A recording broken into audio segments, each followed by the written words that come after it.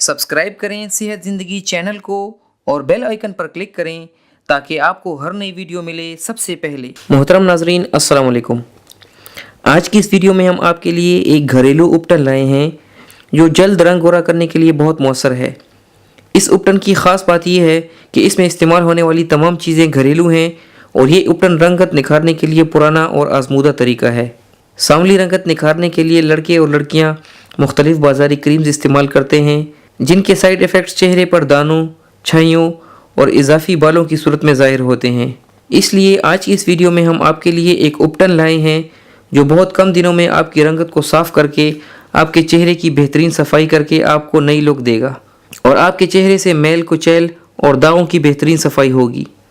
ये उपटन बनाने के लिए जिन चीज़ों की ज़रूरत है वो चीज़ें नोट कर लें। चने की दाल 1 खाने का चम्मच, मसूर की दाल 1 खाने का चम्मच, अरके गुलाब 1 खाने का चम्मच, पका हुआ दूध 1 खाने का चम्मच। दोस्तों, चने और मसूर की दाल में कुदरती तौर पर ऐसे अज्जा पाए जाते हैं जो आपकी रंगत को ग्लोइंग बनाते हैं और ये डल स्किन को नई ताजगी देते हैं। अरके गुलाब चेहरे की मैल को गहराई तक साफ़ करता है और स्किन को फ्रेश बनाता है।